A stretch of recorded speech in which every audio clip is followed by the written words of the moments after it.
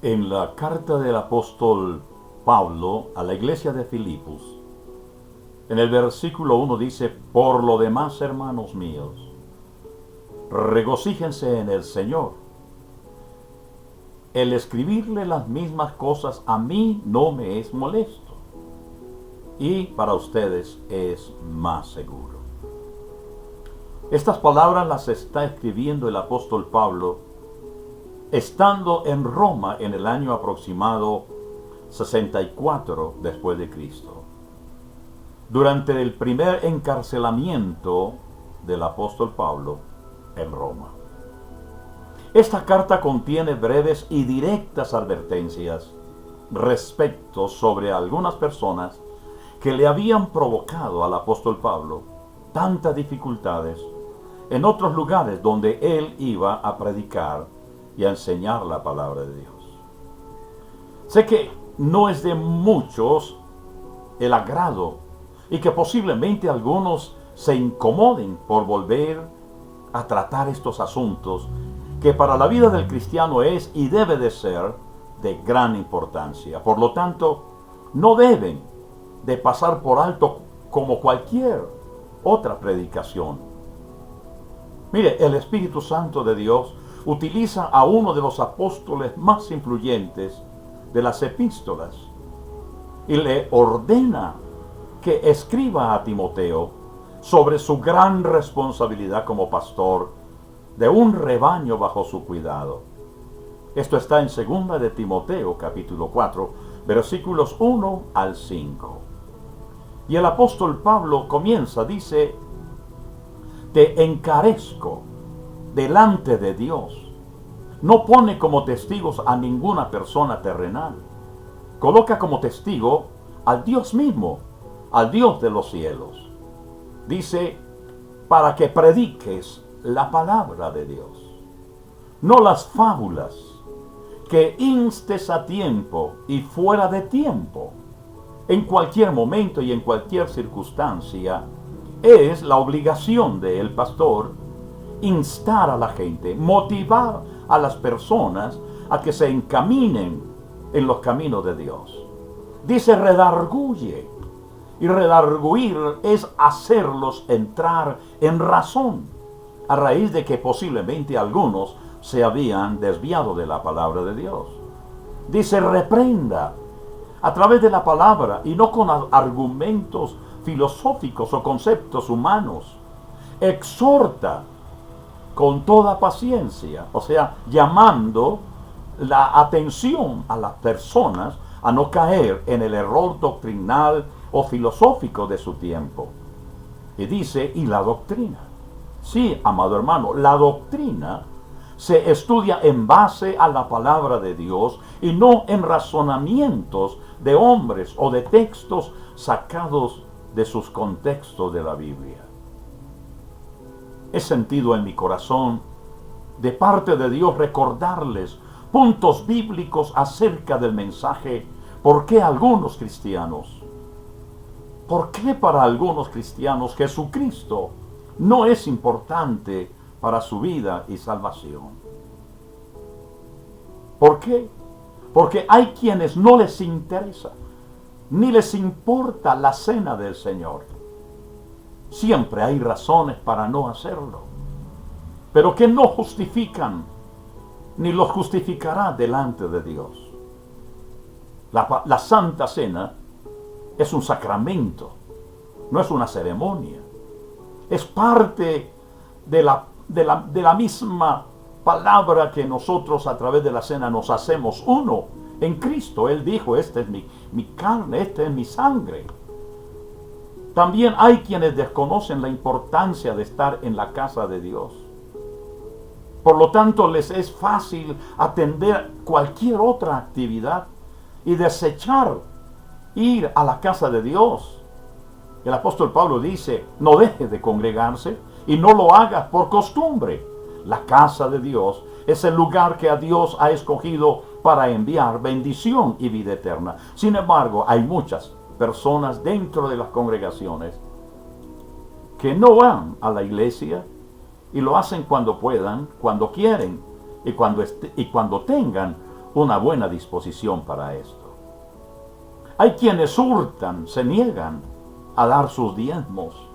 A pesar del conocimiento de la palabra que algunos tienen, no dan sus diezmos y no colocan en el alfolí lo que deben darle a la obra de Dios. Así que no le temen a estas personas estar bajo maldición y poner bajo maldición su casa, sus hijos, porque heredarán lo mismo que sus padres están haciendo.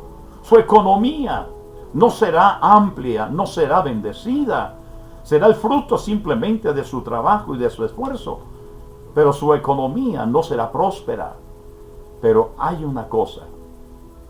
Si desean que Dios los prospere.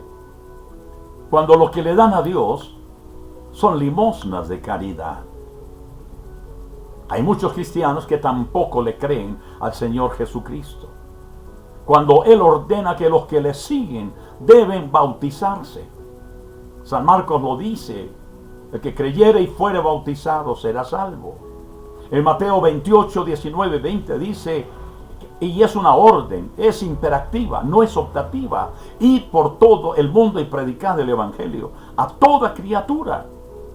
Y el que creyere, que discipulándolos, enseñándoles que guarden todas las cosas. Mi pregunta es, ¿por qué asisten a las congregaciones tantas personas que dicen ser cristianos, a sabiendas de que no están bajo la cobertura de la palabra de Dios? Están viviendo lo que ellos creen que deben de vivir. Están haciendo lo que ellos creen que deben hacer. Pero entonces, el Salmo 91 dice, el que habita al abrigo del Altísimo morará. Así que el que habita al abrigo del Altísimo está morando con Dios. Y al morar con Dios es porque se somete a las condiciones de Dios de estar con Él. Que no están haciendo la voluntad de Dios, sino de sus propios razonamientos y de personas que enseñan y que salen en Facebook y en otros medios diciendo que el diezmo no es obligatorio. Yo creo que no es obligatorio. Es un acto de amor, es un acto de bondad, es un acto de generosidad para ayudar a la extensión del Evangelio de Jesucristo. Es natural de que quien le abre su corazón al Señor Jesucristo es porque quiere ser parte del cuerpo de Cristo y no un simpatizante. ¿Cómo puede sentirse una persona que asiste a una congregación y ser indiferente a las necesidades y las obligaciones que tiene la congregación con su pastor, con los arreglos locativos del templo, con todo lo que hay que proveer para mantener la casa de Dios? Sin embargo, no les interesa, no les importa, solamente asisten porque quieren asistir, pero no porque quieren ser parte de esa obra. Es porque quieren hacer lo que la palabra de Dios le ordenan a los que le siguen. El Señor Jesucristo dice, niéguese a sí mismo. No viva en lo que usted piensa, en lo que cree, en lo que debe hacer. Vive en lo que Dios dice, en lo que Él enseña y ordena que debemos hacer conforme a la palabra de Dios. Cuando una persona trae su ofrenda y trae su diezmo, es porque ama al Señor Jesucristo y sostiene su obra por amor y no por obligación, porque la Biblia dice que Dios ama al dador alegre.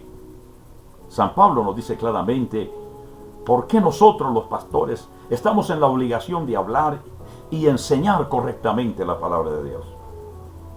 Segunda de Timoteo 4:3 es una de las razones de las varias que él menciona. Vendrá el tiempo, dice la palabra de Dios, vendrá el tiempo cuando no tendrán ni vivirán la sana doctrina, y habrá mucho comezón de oír diferentes clases de doctrina, y vivirán de acuerdo a sus propias concupiscencias. Vivirán de acuerdo a lo que ellos creen que la Biblia debe ser para ellos, pero no lo que la Biblia debe enseñar para vida eterna para ellos. Amados hermanos, esta reflexión no es para incomodarle, sino para hacerle volver a la palabra de Dios. Y si te incomoda que se hable de estos temas, entonces tienen que revisar en quién han creído y qué clase de contaminación doctrinal has recibido. Cada uno de nosotros tenemos que reflejar en nuestro corazón las bendiciones que Él nos da, lo que Él nos provee y lo que Él nos suple. No se enoje, no se moleste, no se disguste. Vaya a la palabra de Dios y busque claridad. Y busque que la palabra del Señor le dé luz para poder entender lo que el Señor tiene para ti a través de estas cosas. El bautismo, la Santa Cena, el asistir a la casa de Dios y ser fiel con sus diezmos. Que Dios los continúe bendiciendo hoy y siempre.